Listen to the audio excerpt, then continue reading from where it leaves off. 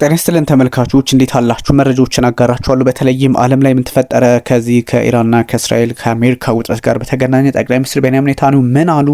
አሁንም ኢራን ጥቃቷን አጠናክራ ቀጥላለች። እስራኤልን እየመታች ነው፣ የገልፎቹን አገራትም እየመታች ነው። እንዴት መሳሪያውን አልጨረሰችም የሚሉ መረጃዎችም በስፋት ይወጣሉ። እኔ በጣም ራፓፕ እያደረኩ መረጃዎቹን እንዲደርሷችሁ በትንታኔ መልክ ሳይሆን መረጃዎቹ ሰፋ ብለው እንዲደርሷችሁ አድርጋለሁኝ። ስለዚህ እናንተም ኮመንት ማድረጋችሁን፣ መጠየቃችሁን፣ ላይክ ማድረጋችሁን፣ ሰብስክራይብ ማድረጋችሁን አትርሱ። ጠቅላይ ሚኒስትር ቤንያሚን ኔታንያሁ ምን አሉ? ትላንትና ንግግር አድርገው ነበረ። ማምሻቸውን ከ3 ሰዓት ተኩል አካባቢ ጀምሮ ባለው ሰዓት ቀጥታ ንግግር አድርገው ነበረ። ኢየሩሳሌም ላይ ሆነው ምንድነው ያሉት የሚለውን ነጥቦችን አነሳላችኋለሁ። በነገራችን ላይ ኔታንያሁ አሉ የሉም የሚሉት ጥያቄዎች ከዚህ ቀደም በስፋት በተለያዩ አጋጣሚዎች ተጠይቁ ነበረ፣ መልሼላችኋለሁ። ኦፍ ኮርስ አሁንም ደግሞ እሳቸው ላይቭ ወጥተው ንግግር ማድረጋቸው እንግዲህ በህይወት መኖራቸውን የሚያረጋግጥ ነው። ሌላውን ተውት። ከዚህ በፊት የነገርኳችሁ በጣም ብዙ ማስተማመኛዎች ነበሩ፣ ግን አሁንም ደግሞ እንደዛ አይነት ነገሮች ኔታንያሁ በኤአይ አሁንም ንግግር አድርጓል። ይሄ እብደት ካልሆነ በስተቀር ምክንያቱም ኔታንያሁ በዚህ ልክ ዓለምን ወይም ደግሞ እስራኤል በዚህ ልክ ዓለምን የምታደናግር ከሆነ አጌንስቱ ኢዝራኤል ነው ዓለም ልትቆም የምትችለው፣ ምንም ጥያቄ የሌለው ነገር ነው እና ራሳቸው አሜሪካኖችንም እንደ ማታለል የሚቆጠር ስለሆነ ይህን እርሱት። እንደዚህ አይነት ጉዳዮች በኤአይ ላይቭ ሆኖ ብዙ መረጃዎች አሉ። በኤአይ ለምሳሌ ኤአይ እንዳልሆኑ በኤአይ በዚህ ልክ ወጥቶ ሀሳብ የሚሰጥ ከሆነ ወይም ደግሞ ፖለቲካሊ በዛ ልክ የሚታዩ ከሆነ ምን አይነት ጫናና መፍትሄ ሊኖረው ይችላል የሚለውንም ታሳቢ ማድረግ ያስፈልጋል። ሰው እንዳልሆነ ያሳያል ማለት ነው። ጠቅላይ ሚኒስትር ቤንያሚን ኔታንያሁ ምንድነው ያሉት የሚለውን ግን በንግግራቸው ልነግራችሁ ፈልጋለሁ። በዋነኝነት 3 ነጥቦችን ከዚህ ከኢራኑ ጦርነት ጋር አላማ ሴት አድርገዋል። ከዚህ ቀደም ያስቀመጧቸው አላማቸው ናቸው። በእርግጥ አንደኛው ቀጥታ የኒውክሌር አቅም እንዳይኖራት ወይም ደግሞ ኒውክሌር መገንባት እንዳትችል ማድረግ የሚለው ነው። ሁለተኛው ደግሞ የሚሳኤል ጦር መሳሪያ መታጠቅ አትችልም ኢራን የሚለው ነው።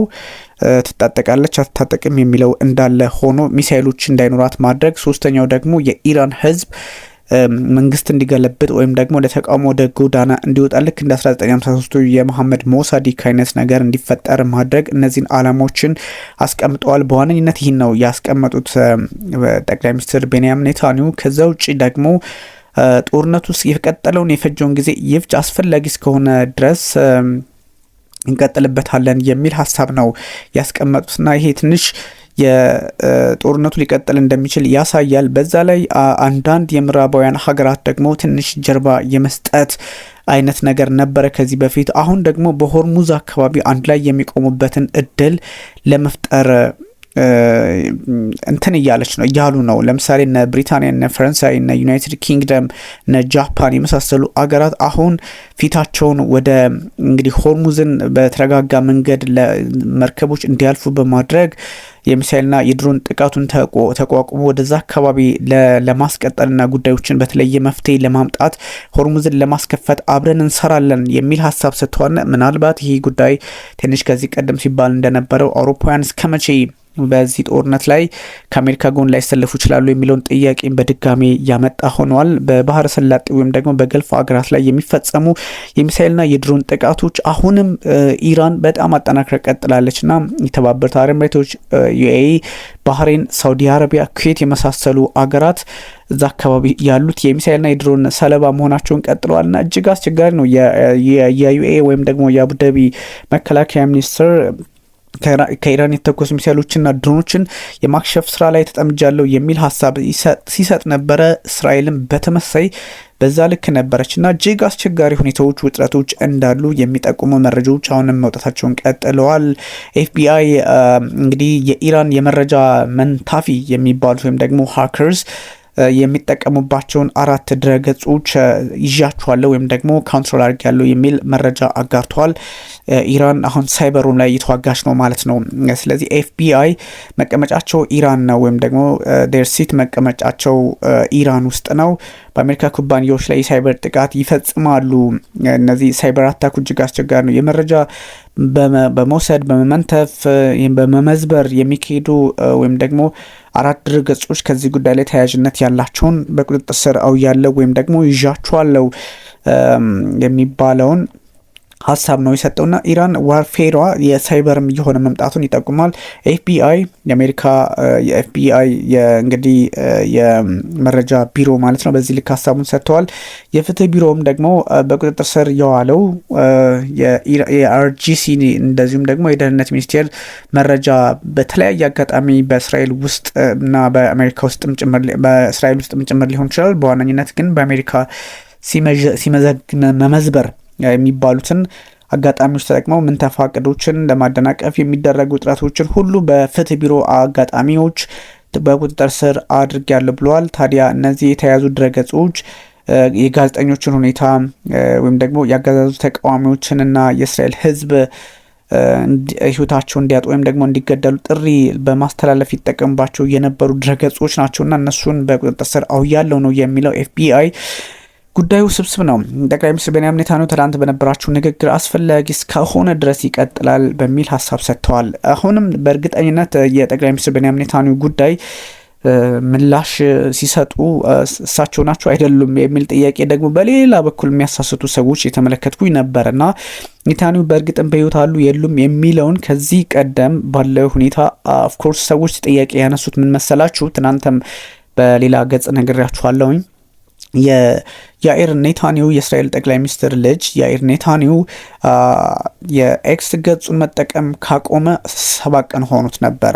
ስለዚህ በአይሁድ ባህል ደግሞ አንድ የቅርብ ሰው ህይወቱን ሲያጣ ወይም ደግሞ ሲሞት ለ7 ቀን ዝም ጸጥ ነው የሚባለውና ስለዚህ ተመልሶ የመጣው ልጁ ይችኛዋን እንግዲህ የ7 ቀን ጊዜ አባቱን ማለፍ ከጨረሰ በኋላ ነው የሚል መረጃ ሲወጣ ነበርና በዛ ልክ ያሰቡ ሰዎች ድጋሚ ጉዳዩን ይዘው ከሆነ አላቅም እንጂ ኔታንያሁ የመኖራቸው ጉዳይ የተረጋገጠ ነው። ኔታንያሁ የመኖራቸው ጉዳይ የተረጋገጠ ነው የሚያስብልባቸው መንገዶች ከዚህ ቀደም ነግሬያችኋለሁ። ኦብቪየስሊ እናንተ ክሪቲካል ስለምታስቡና ስለምትጠይቁኝም ኤኒቲንግ እንትን የሚላችሁን ብትጠይቁኝ እኔ ምላሽ ለመስጠት ዝግጁም ስለሆንኩኝ ያልተጣራ መረጃም ስለማልነግራችሁ ከዋና ሜንስትሪም ከሚባሉት ከትክክለኛ ሶርሶች ካልሆነ በስተቀር የአንዳንድ የኤክስ ገጽ ስህተቶች አሉ። አሁን ኤክስ ላይ የሚጽፉ ሰዎች ዝም ብለው የሚጽፉ አሉ። የእነሱን ወስዶ መረጃ ማድረግ፣ ሀክ የተደረጉ ድረገጾችን መጠቀም እነዚህ ሰዎችን እያውዣበሩ ይገኛልና እሱን ማቆም አለብን። ለዛም ነው እኔ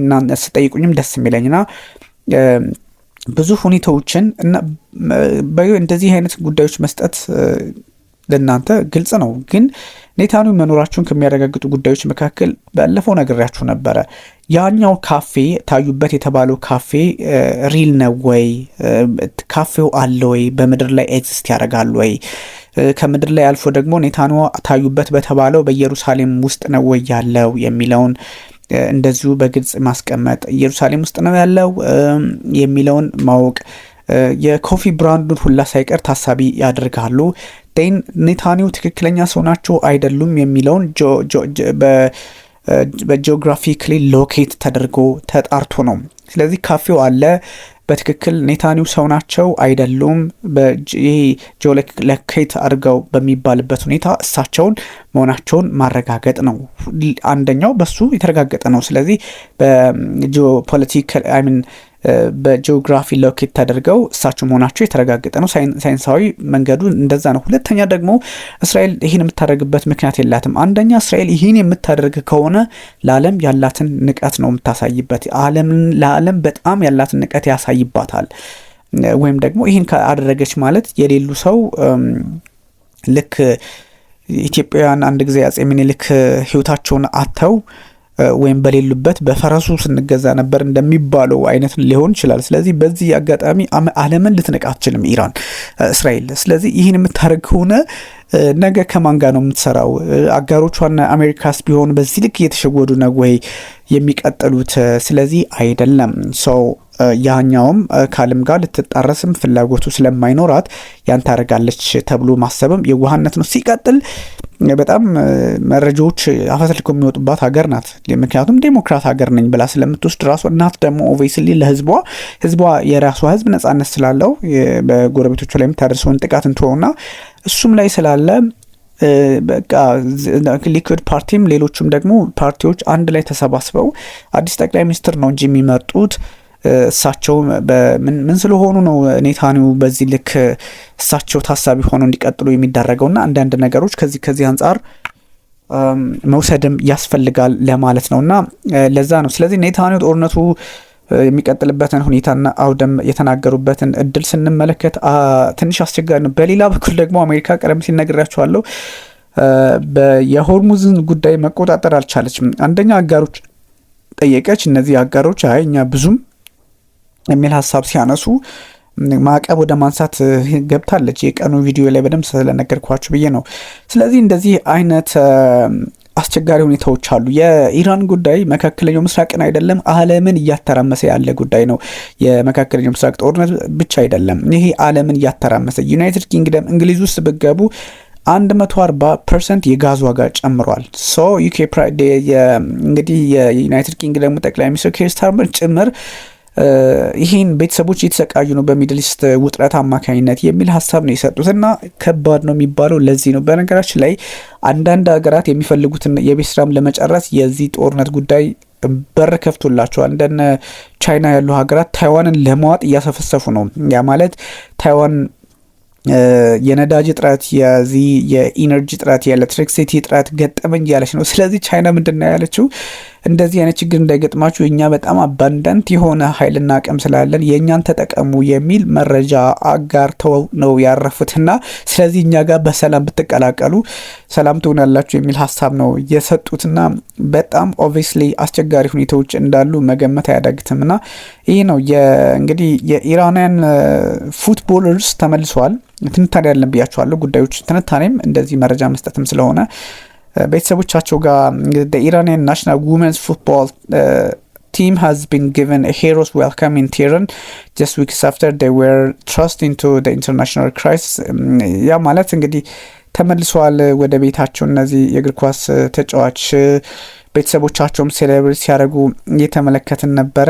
ግን ያው እንደው መቼስ እነዚህ ልጆች የተመለሱበትን ሁኔታ ስትመለከቱ ብዙ መረጃዎች አሉ እንደምታውቁት። ያው እስቲ እንግዲህ እናጣራለን። ግን መመለሳቸው እንደ ብሔራዊ ጀግና አስቆጥሯቸዋል። ሰው መምጣታቸው የተደነቁ ነው። ግን የተመለሱበትን ምክንያት ደግሞ ሌላ ጊዜ ነግራችኋለሁ። ብዙ የፖለቲካ ሂደት ስላለው ማለት ነው።